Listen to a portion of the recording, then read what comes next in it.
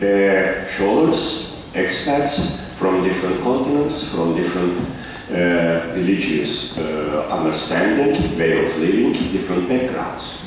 Now, let's start to ask the questions, so at least the panel members can clarify, and we can at least, as Rosina said, come to a point where we can understand each other, try to find a common platform to discuss the things. That is the main concept of forum. Actually, according to program, I have in my hand Irene Clever. Is she here? No. So, well, Irene will not be here, so I will try to mediate the discussion. Any question? All right. Will you give the microphone? Can you introduce yourself? Yeah, my name is Sven Seifel. I'm coming from a German NGO. We are working mostly in water sanitation in emergency situations. And it's been very interesting, this approach what we have. I mean, for me it's one question how, now I'm a practical people because we are going in a disaster area. We have to go very fast, we have to adapt our systems there. And for me it's a question how we could use as a water NGO your knowledge. I mean, sometimes we get this knowledge, like in Sri Lanka, we build tubers in the emergency phase. People are using these tubers. Later, we became the discussion that the people from the reacher side, they like to have open wells because the moon is shining in. So we have to really change our tube well program to an open well program. If we know it before, we could have a complete different approach to the donor.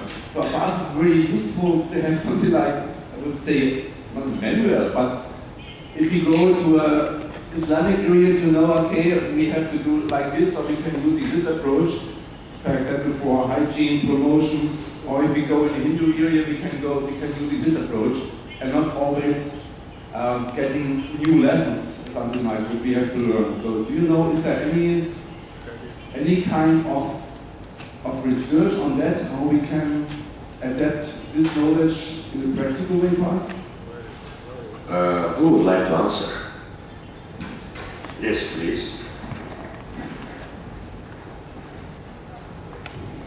Yes. There isn't any simple way to get ethnographic information, but there are some very good PRA methods, participatory rapid appraisal methods, and those we've been finding as a useful way to get sort of quick orientation. What you need to do is develop some questions, do some social mapping. When you go in to introduce yourself, try to at least get some initial sense of people's thinking. So otherwise, you can't stop and just do a deep investigation, which takes years.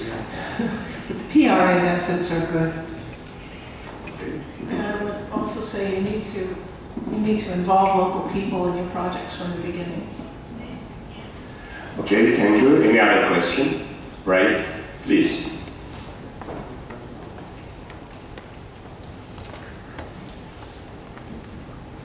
Hi, my name is Stephanie. It was wonderful listening to you. It was very interesting.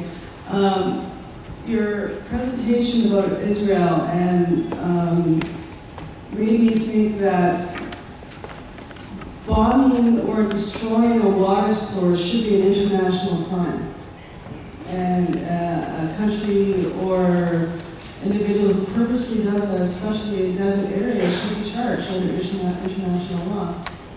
And then my second question is, how can we support the Palestinian-Israeli cooperation in their peace groups? How can we have some kind of positive influence to, help it nurture and grow? Yeah, thank you. First of all, I think there has to be an awareness that when in these conflicts, when you bomb the water, it's the same source of water. The water under the aquifers is the same source for everyone, and so ultimately you hurt yourself by doing that. So I'm hoping that that awareness will be passed on. As far as getting involved, the internet is a wonderful place where you can actually find these Palestinian organizations, the groups that are cooperating with one another. You can actually, individuals can join, organizations can join. They need funding, they need individuals to pay dues. So you can actually take a personal role in helping both sides and both environmental organizations. So I would suggest that take a look on the web and start and get personally involved. Okay, thank you. Yes. First, let's give our colleague over there, yeah. I am Satish from India, working with Jupiter Knowledge Management, a consultancy organization. I have heard to all the speakers, and I am happy that they have brought out some old facts which relates to religious holy books, whether it is Quran or Bible or Vedas in Hindus. All cite some good examples of hygiene practices, whether it is washing hands before eating, or keeping our water sources clean, or proper disposal of wastewater. But over a period of time, many years, we have forgotten all those good practices. Now the challenge with us is how to correlate those good practices with the challenge which we have of hygiene. How can we do it best? And how UNESCO can help in that? Okay, thank you. Who would like to answer?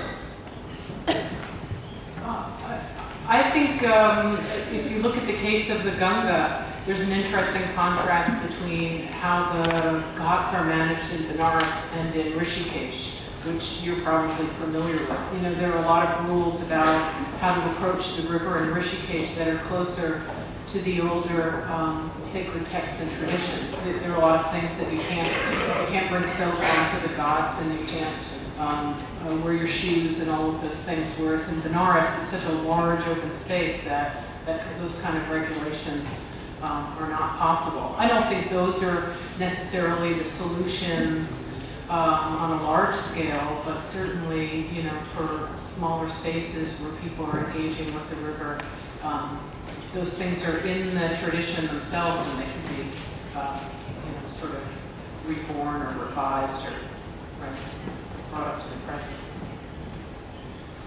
Thank you. Any other comment? Yes, please. Yeah.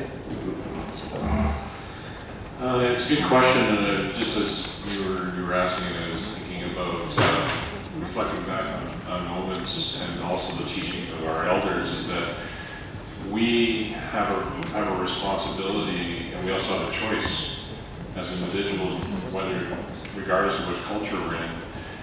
The choice is I'll use the definition of sustainability, for example. We have a choice to define it as sustainable development, and we also have a choice to define it as survival with dignity.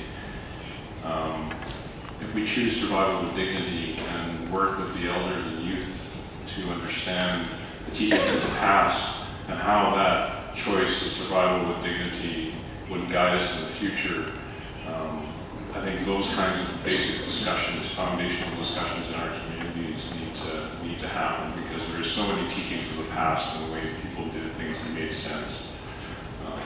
And also, we have challenges in the future, so we need to, that definition of sustainability in my mind mirrors the choices that Elman was talking about. So those are also philosophical things that we need to work on. Okay, thank you very much. Yes, please. My name is Tony Muller.